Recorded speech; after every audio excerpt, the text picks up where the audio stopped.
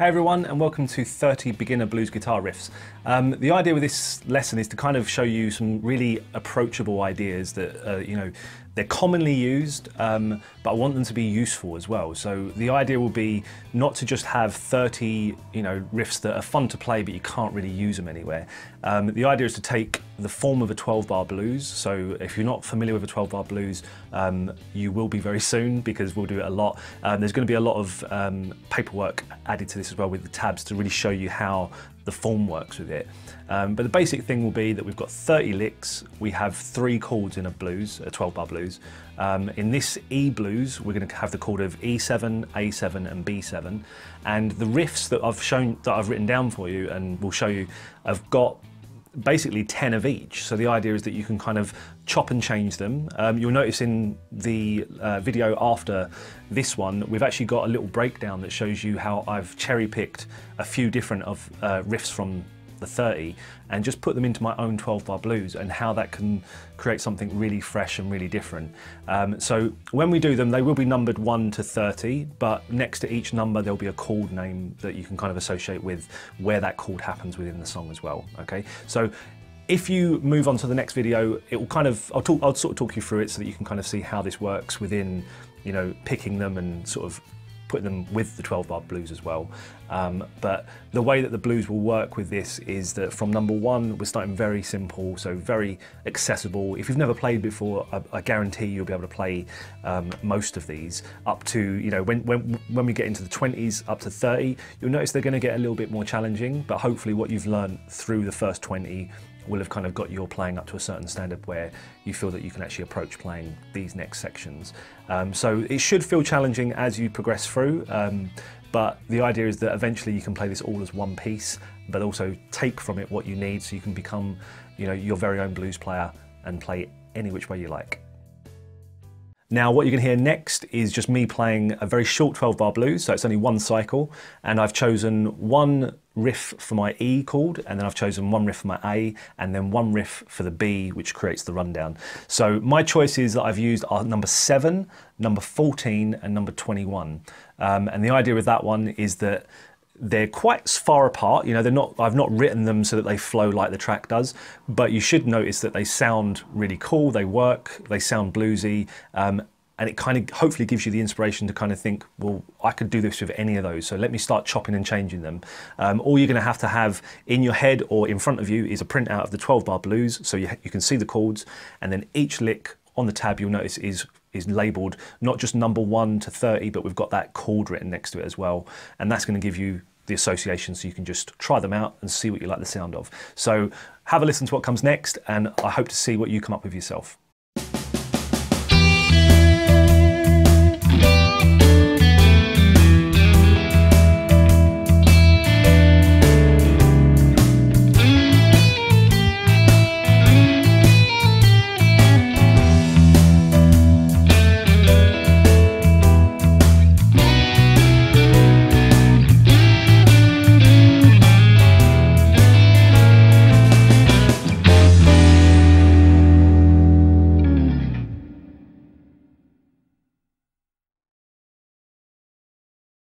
Okay, so our first riff that we get is going to be labelled with the chord E. So anytime you get an E chord within a progression, you could use this.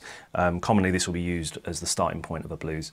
So we're going to start with an E power chord, which is going to be found on the 6th and 5th string, and we're going to play open on the 6th string and 2nd fret on the 5th, and we're just going to play them together as a chord. Now you notice I'm not going to hit through all the strings, so just a small little movement. And then next, we're going to go to an A power chord, or an A5 chord, and that's going to move just down. So you're just going to move that finger down to the 4th string, and now we're going to play it on the 5th string, which is open. So I'm leaving the 6th string, so we're not going to use that anymore. So those two together, you can hear it just moving along. And both of those are being hit with a downstroke, because we want that kind of energy. After that, we're going to go to just a single note, which is a note from a scale, the E blues scale. We're going to hit the 3rd fret of the E string, which is the 6th string. And you can give that a tiny little pull, which will give it a quarter note bend. And then we're going to go back to the E power chord, E5 at the start. So.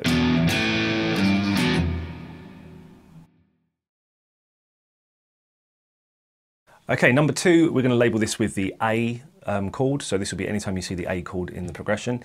This is probably the bread and butter riff that everyone learns, and they learn variations of it as well. This is the most basic one. So important part with this, we're just going to use a palm mute. So we're going to place the palm of our hand, so just this side part of the hand, onto the bridge where the strings meet. And you'll notice that the sound has got very dull. Normally it sounds like that, and we're just going to dull the sound. If you find you're not getting the pitch correctly, you might be a bit too far on the string and you get a very dull sound. So just bring your hand back a tiny bit. So we're going to borrow the first part of the chord that we used in the first riff, which is the A power chord, A5, which is the 5th string open and 2nd fret on the 4th string. And we're going to hit that twice. And then we're going to move with our 3rd finger, we're going to play the 4th fret of the 4th string. So 2 on the 4th string and then 4 on the 4th string.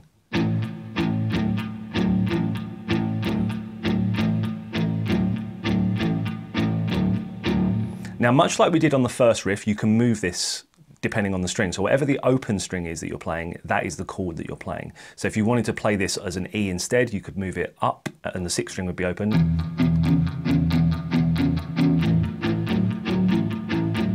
And you can see how we're kind of moving that between the different chord sounds, but the riff stays the same. So that's a really useful one to use.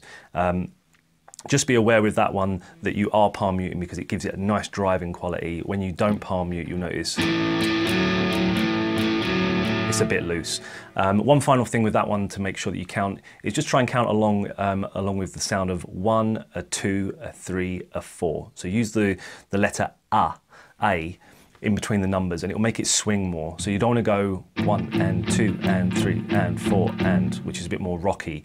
So you're 1, a 2, a 3, a 4. And you get that good swing.